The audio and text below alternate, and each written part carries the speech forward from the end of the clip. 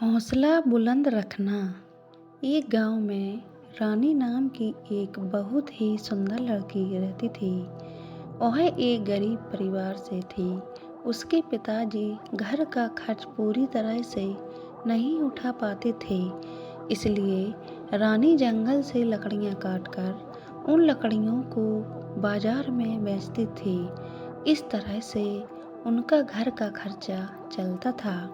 रानी अब 18 साल की हो गई थी और उनके माता पिता को चिंता होने लगी थी कि उसकी शादी बिना पैसों के हम कैसे करेंगे। मगर रानी को अपनी शादी की कोई भी परवाह नहीं थी, क्योंकि वो अपने परिवार से बहुत प्यार करती थी और रानी इतनी खूबसूरत थी कि उसके लिए कई रिश्ते आते रहते थे, मगर वो सबको मना कर देती थी। पर मनोज नाम का एक लड़का रानी से बेहद प्यार करता था और रानी के मना करने के बावजूद वो रोज बाजार में रानी की लकड़ियां बिकवाने पहुंच जाता था।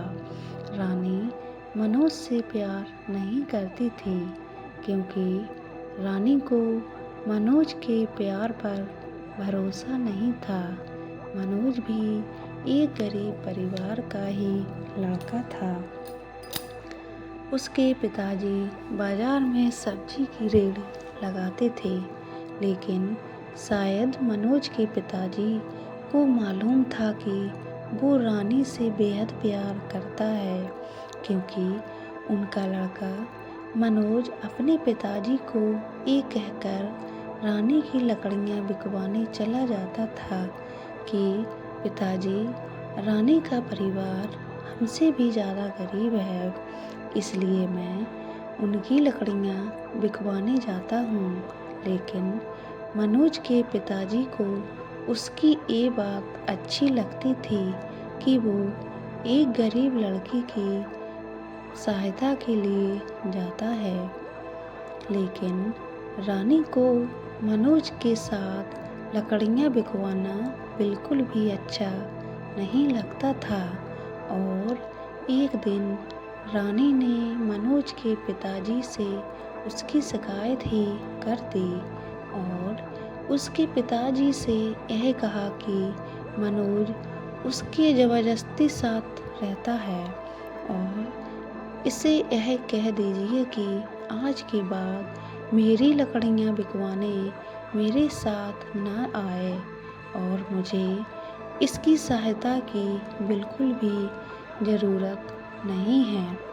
ये कहकर रानी वहाँ से चली जाती है। रानी की यह बात सुनकर मनोज बहुत उदास हो जाता है और वह अपने कमरे में चला जाता है। अगले दिन जब रानी बाजार में लकड़ियां बेचने गई तो मनोज उसके पास लकड़ियां बिकवाने नहीं गया और उस दिन रानी की लकड़ियां बहुत कम बिकी थीं और बहुत सारी लकड़ियां बच गई थीं। अब रानी को बहुत देर हो गई थी, मगर उसकी लकड़ियां नहीं बिक रही थीं। तब उसने सोचा कि आज तो बहुत कम लकड़ियां बिकी हैं और घर का खर्च कैसे चलेगा। ये सोचकर वो घर चली जाती है। रानी जब घर पहुंचती है तो वो क्या देखती है कि उसके पिताजी की तबीयत बहुत खराब थी और उसकी माँ रो रही थी और रोते रोते कह रही थी कि बेटी, तुम्हारे पिताजी को जल्दी अस्पताल ले चलो।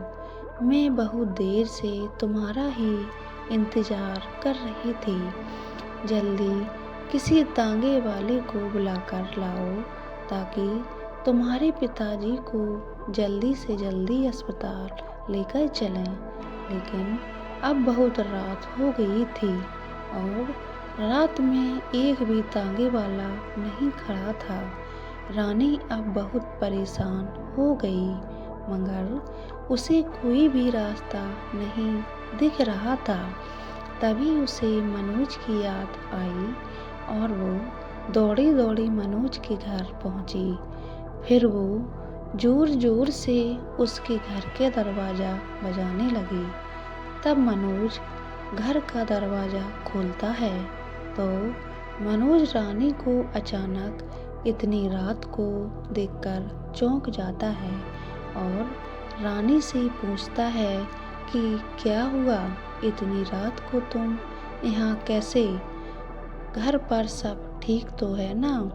तभी रानी कहती है कि मनोज, मेरे पिताजी की तबीयत बहुत खराब है और उन्हें अस्पताल लेकर जाना है, मगर बाजार में एक भी तांगे वाला नहीं है। अब तुम ही मेरी सहायता कर सकते हो। तभी मनोज चुपचाप अपने पिताजी की सब्जी की रेहड़ी निकाल लेता है और रेहड़ी के साथ अपने एक दोस्त को भी रानी के पिताजी की सहायता के लिए बुला लेता है और जल्दी से रानी के पिताजी को मनोज और उसका दोस्त रेहड़ी पर लेटाकर जल्दी से अस्पताल ले जाता है और अस्पताल ले जाकर जल्दी से उनका इलाज करवाते हैं। 1-2 घंटे में रानी के पिताजी का इलाज हो गया और डॉक्टर ने कहा कि अब ये ठीक हैं, बस कुछ दवाइयाँ मैंने लिख दी हैं, बगल के कमरे में से ले लेना और ये दवाइयाँ अब इन्हें जीवन भर खानी होंगी। तभी मनोज कहता है कि रानी, तुम पिताजी से मिलो, मैं दवाई लेकर आता हूँ। रानी अपने पिताजी से मिलने उनके कमरे में जाती हैं। तब उसके पिताजी बिल्कुल ठीक हो गए। तब वो रानी से कहते हैं कि बेटी, तुम मनोज से कितना चिढ़ती हो, फिर भी वो हमेशा तुम्हारी सहायता करता रहता है। तभी मनोज का दोस्त भी बोलता है कि रानी, मनोज ही हम सबको ये कहता है कि तुम सब रानी से ही लकड़ियाँ खरीदा करो ताकि तुम्हारी सहायता हो सके। और रानी, मैं तुम्हें ये भी बताना चाहता हूँ कि मनोज बहुत ही अच्छा लड़का है और तुम हो कि मनोज के घर पर जाकर उसकी बेइज्जती कर दी। तब रानी को विश्वास हो जाता है कि मनोज बहुत ही अच्छा लड़का है। इतने में ही मनोज दवाई लेकर आ जाता है और रानी से कहता है कि मैंने तुम्हारे पिताजी की सभी दवाइयाँ ले ली हैं और डॉक्टर ने भी छुट्टी दे दी है। चलो अब घर चलते हैं। अब सुबह के 6 बज चुके थे। हॉस्पिटल के बाहर ही तांगे वाला खड़ा हुआ था। मनोज ने अपने दोस्त से कहा कि तुम रेहड़ी लेकर घर पहुंचो, मैं तांगे से रानी के पिताजी को घर छोड़ के आता हूँ।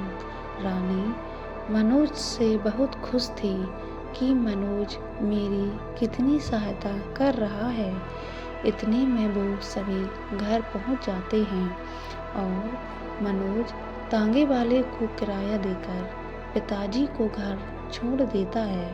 तभी मनोज जाने लगता है तो रानी उसे बाहर रोककर उसका हाथ पकड़कर उससे माफ़ी मांगती हैं और ये कहती हैं कि मनोज, कल से तुम मेरी लकड़ियाँ बिकवाने आ जाना, क्योंकि अब तुम्हारे बिना मेरा लकड़ियाँ बेचने में बिल्कुल भी मन नहीं करता है। दोस्तों, हमारे चैनल को सब्सक्राइब करें, वीडियो को लाइक एंड शेयर करें, अपनी राय कमेंट बॉक्स में ज़रूर दें। पूरा वीडियो देखने के लिए धन्यवाद।